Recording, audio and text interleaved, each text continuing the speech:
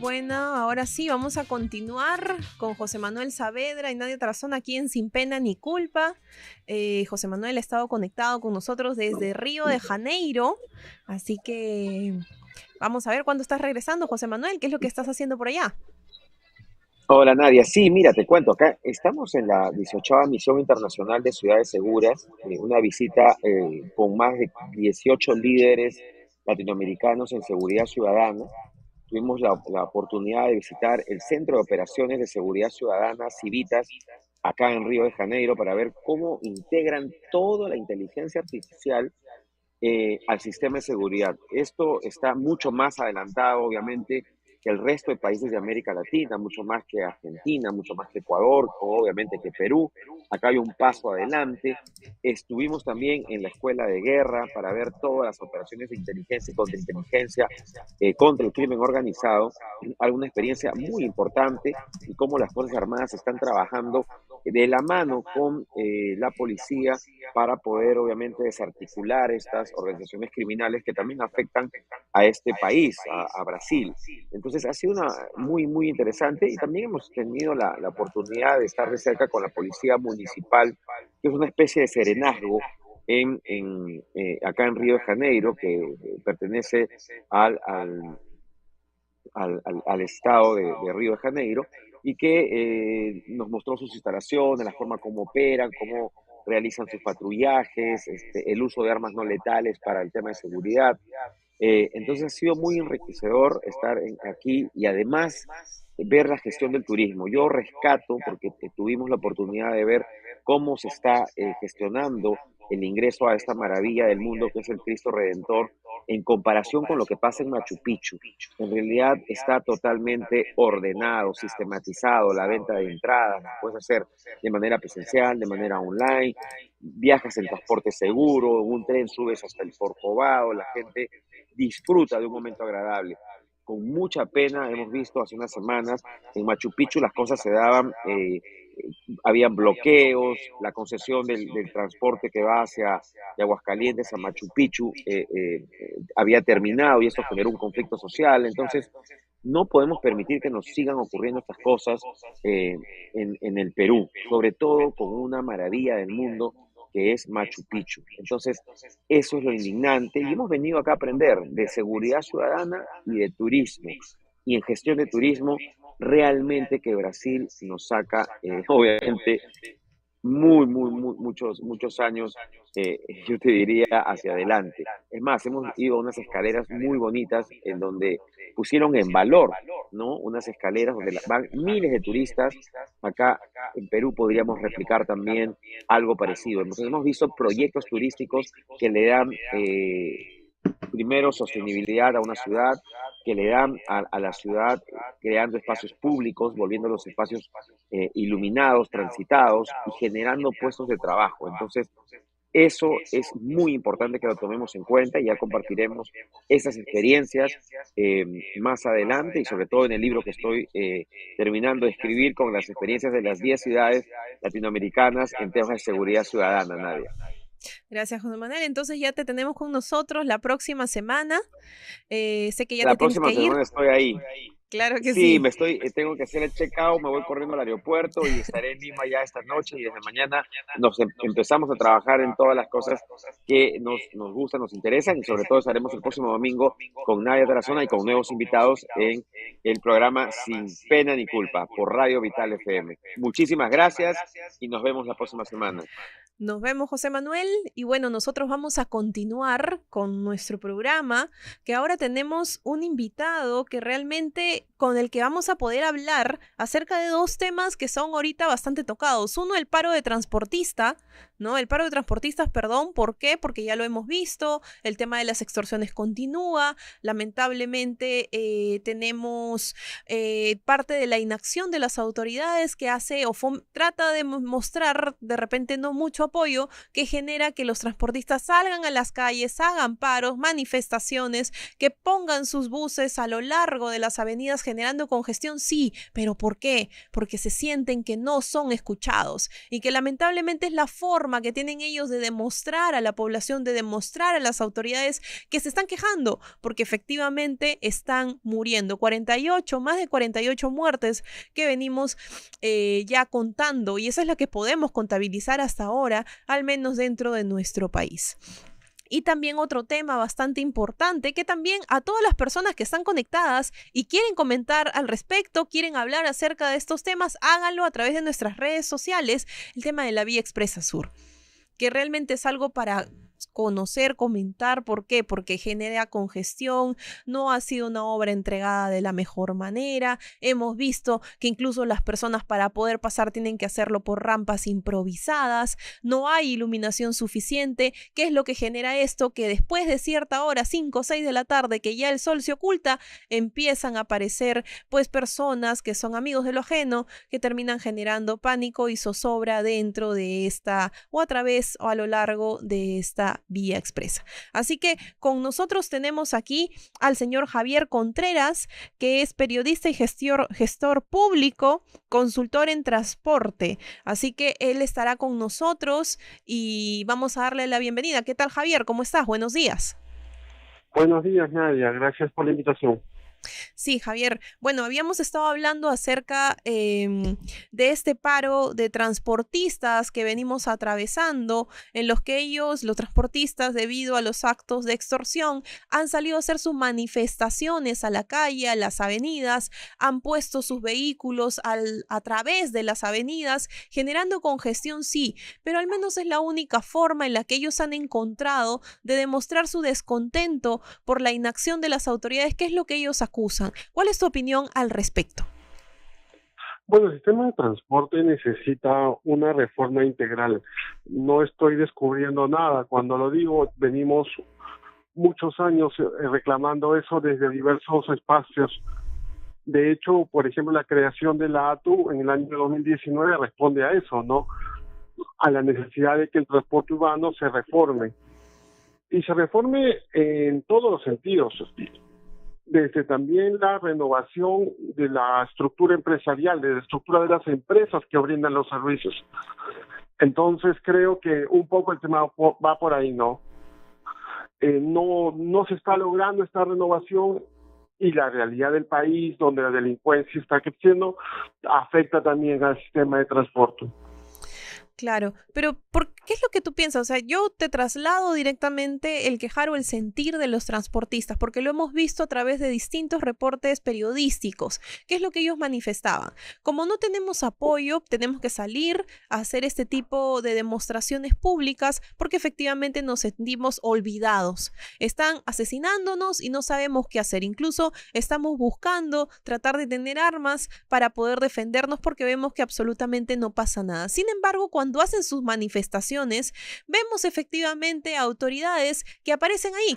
Aparecen muchísimos policías y empiezan a hacer las fotopapeletas incluso. Entonces, ¿qué es lo que tú opinas sobre este tipo de situaciones? O sea, poniéndonos más en el espacio de ellos, ¿no? Diciendo, ¿por qué cuando necesitamos el apoyo no están, pero cuando salimos a manifestar sí aparecen?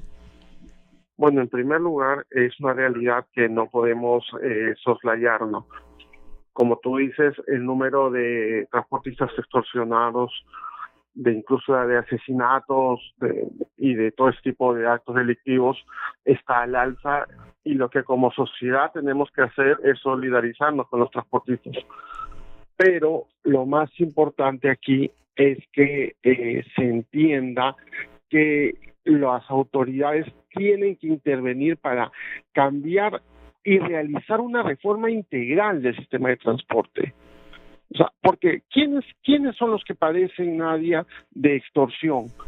Los transportistas del sistema de transporte convencional, como lo llamamos. Uh-huh. No los que trabajan en el metropolitano, no los que trabajan en la línea 1, que son sistemas de transporte integrados. sino los que trabajan en las modalidades comisionista afiliador, que es una modalidad que por años se ha denunciado que debería salir de nuestras vías, pero que persiste. Entonces, el sistema de transporte está tan mal diseñado que le abre las puertas a ese tipo de situaciones delictivas. ¿Podrías mencionarnos o darnos a conocer un poco más acerca de este sistema que mencionabas del comisionista? Porque de repente muchos peruanos de repente desconocen acerca de eso y sería bueno explicarles un poco al respecto. Claro, a ver, en nuestra red vial nacional o en nuestra red vial urbana, hablando particularmente de Lima y Callao, el servicio de transporte terrestre se brinda a través de empresas de transporte que tienen o que reciben la habilitación por parte de las autoridades. En el pasado, por parte de ProTransporte en Lima y de la GTU en Lima y de la GMU en Callao. Desde el 2019 es la ATU la autoridad competente para emitir esos títulos habilitantes. Los 2020, perdón, es la ATU la entidad competente para emitir esos títulos habilitantes. No obstante, el gran problema ha sido que muchas veces las empresas que reciben esos títulos habilitantes no son los dueños de los vehículos. Entonces, ¿qué pasa? La empresa, a su vez, subarrienda a propietarios de los vehículos, que no son los conductores de las unidades. Entonces, los propietarios de los vehículos, a su vez, subarriendan a los conductores, que tienen que hacer un correteo por cada pasajero. Por eso tenemos conductores que no están en ninguna planilla, propietarios de vehículos que no son los dueños de la empresa, y se genera este sistema perverso que es lo que genera los correteos o la pugna pasajero por pasajero que vemos en todas nuestras pistas todos los días, ¿no? Claro, sí, y eso también es justo un tema también importante. ¿Por qué? Porque eso genera, pues, al menos en lo que hemos visto en estas semanas, vimos un impacto bastante fuerte, si mal no recuerdo, por 2 de mayo, ¿no? Donde incluso perdió la vida una persona. ¿Por qué? Porque lamentablemente a veces el control no llega a tal punto, porque como tú mencionas, es prácticamente versa de los subarriendos que se hacen de uno por uno hasta llegar a la persona que de repente está manejando, que es la que nosotros vemos, y que efectivamente puede ser que no tenga revisión técnica, que no tenga brevete, licencia, que de repente por ahí se le haya escapado alguna autorización, o de repente pues dejen de lado las normas de tránsito y empiecen a pararse en lugares que no son los autorizados, que vayan a excesiva velocidad por estar al gana-gana, ¿no? Y eso al final termina repercutiendo en la vida de peruanos, en la integridad física de muchos peruanos, y lamentablemente en algunos momentos, como mencionaba, en la muerte de algunos peruanos. Entonces, ¿tú podrías mencionarnos de repente cuáles podrían ser esas labores de fiscalización que el ATU podría estar organizando de repente para poder frenar este tipo de situaciones? Porque vemos que el nivel de informalidad dentro del sector de transporte es enorme. O sea, no es algo pequeño, sí, ¿no? Sí, te escucho. La labor que hace la ATU es una labor fiscalizadora junto con las municipalidades distritales, ¿no? En convenio con las municipalidades distritales. Pero el problema de la informalidad, Nadia, es un problema enquistado en la naturaleza misma de nuestra sociedad, ¿no? Es bien complicado pensar que a través de operativos de fiscalización tú vas a frenar la informalidad. No, los operativos lo que hacen es disuadir, lo que hacen es evitar por momentos que se produzca ese tipo de servicio, pero lo que se requiere en realidad es una intervención multifocal, ¿no?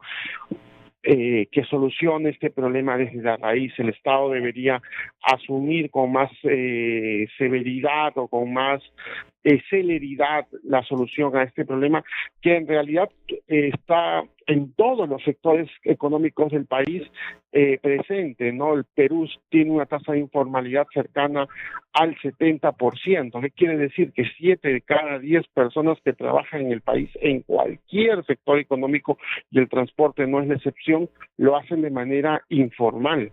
Entonces, creo que lo que vemos en las pistas es un poco la evidencia de la situación de nuestra economía también. Claro, incluso en algún momento hubo mucho cuestionamiento. ¿Por qué? Porque se decía, ¿por qué no se internaban algunos vehículos que ya incluso no estaban ni siquiera habilitados para poder continuar en función? ¿A qué me refiero? Hace unas semanas, si mal no recuerdo, se hizo un reportaje con respecto a una combi que la denominaron la combi Calavera, que era prácticamente una combi que ya no tenía ni siquiera forma alguna de una estructura, ni siquiera el 50% para que ésta continúe. Sin embargo, incluso tenía más de 5 o 6 multas que llegaban a montos muy exorbitantes. Sin embargo, veíamos que continuaba operando. Esto tú lo derivas directamente a lo que es estos elementos disuasivos, a la informalidad. ¿Cuál es tu opinión al respecto? Sí, sí, ¿no? Y también en este caso hacer un llamado a la ciudadanía, ¿no? Creo que es necesario que todos nosotros como usuarios del transporte público seamos conscientes, ¿no? Muchas veces por llegar más rápido, por no caminar al paradero o por acelerarnos, por creer que vamos más rápido, nos subimos a un colectivo o nos subimos a un vehículo informal. Entonces también esto es un llamado a toda la ciudadanía, ¿no? Que en salvaguarda de su propia vida, de nuestra propia vida, utilicemos únicamente transporte autorizado. No, o sea, como tú dices, ¿cómo se nos ocurre a nosotros como usuarios subirnos a la Calavera? Cuando en Arequipa toda la noche hay servicios de transporte autorizados, Nadia. Entonces, hay un poco también un componente de que como sociedad debemos reflexionar en la importancia del uso de unidades que cumplan con las condiciones de acceso y permanencia. Exacto. Ahora, vemos a veces algunos operativos del ATU que en algunas oportunidades hemos podido apreciar que estos vehículos, cuando ya ven al ATU, salen corriendo, ¿no? Y empiezan a darse a la fuga, que hemos podido apreciar en muchos videos y demás que han podido salir en las noticias. También hemos podido apreciar cuando de repente, no queriendo hacerle caso a las autoridades, porque también sucede cuando hay fiscalizaciones, evidentemente los llevan consigo por encima, no les importa de repente lesionarlos con tal de escaparse de la fiscalización que hace la entidad. Ante este tipo de situaciones, ¿cuáles podrían ser las sanciones o cuáles podrían ser de repente las acciones que se tomen directamente con estos fiscalizados? Claro, no, eso es un delito, ¿no? Estamos hablando de personas que se atreven a agredir, como tú dices, atropellar incluso a fiscalizadores en Apurímac, que hace un par de años asesinaron a un fiscalizador también. Entonces, es un modus operandi del transporte informal, ¿no? Y lo que tenemos que ver es eso, ¿no? Así opera el transporte informal. Y yo me voy a subir a una unidad así, yo voy a exponer mi vida por ahorrarme 10 minutos, media hora en una unidad así, no vale la pena, nada. Exacto. Lo que pasa que también a nosotros los peruanos, es cierto, siempre buscamos la situación, ¿no? Buscamos que de repente exista más apoyo de las autoridades, lo que continuamente escuchamos todos los días. Sin embargo, cuando pedimos eso, y luego viene aquí la contraparte. ¿Por qué? Porque cuando viene la labor de fiscalización, ¿qué es lo que hago? Me escapo, me voy del lugar, dejo de lado todo. ¿Y por qué? Porque sé que estoy haciendo cosas de manera informal. Entonces, eso también conlleva a que generemos desorden, a que generemos caos, a que generemos... Ahora, esto no tiene nada que ver con las organizaciones, bandas delincuenciales que ya existen en nuestro país y que evidentemente están enquistadas y que han generado toda esta zozobra y caos dentro del país. Sin embargo, nosotros lamentablemente también contribuimos desde ese punto cuando existen labores y sabemos que estamos en la completa informalidad. No hay taxis de repente que estén bien establecidos, no tienen la licencia correspondiente, de repente estos colectiveros que tú también mencionas, Javier. Entonces, eso también es importante, que existen de repente algunas acciones disuasivas. Sin embargo, muchas veces al estar dentro de la informalidad nos escapamos de la situación porque sabemos que estamos en ella y que lamentablemente pues no llegamos a de repente mejorar este aspecto, sino también ponemos en riesgo no solamente nuestras vidas, sino también de las personas a las que llevamos. Sin embargo, aquí, Javier, hay otro punto que queríamos comentar contigo, es con respecto a la Vía Expresa Sur. Es una obra que efectivamente ayudaba a viabilizar y a canalizar de una mejor manera el tránsito, permitir que de repente se pueda bajar esta congestión vehicular que padece o que padecemos todos los peruanos muchas veces en hora punta o de repente en todo el día prácticamente. Ahora, hemos visto la entrega de esta vía expresa sur, pero que tenía muchísimas irregularidades desde nuestro punto de vista. ¿Por qué?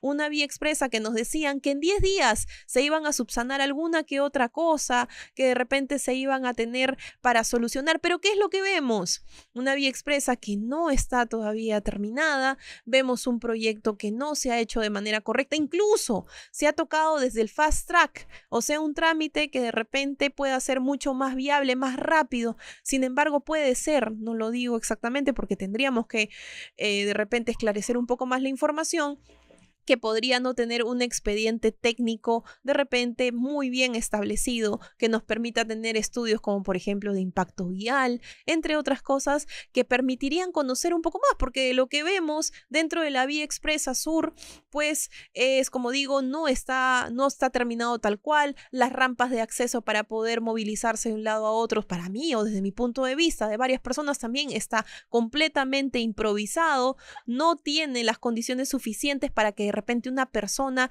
que esté en silla de ruedas pueda caminar por ahí, una persona de la tercera edad podría incluso resbalarse, al, como mencionábamos, no tener de repente la iluminación suficiente, podría ser un foco de delincuencia en el que podrían estar todas las personas que transitan por ahí. No solamente por ahí transitan personas mayores, sino también transitan niños en demasía. Pero con esto vamos a continuar luego del corte, Javier. Ah, sí.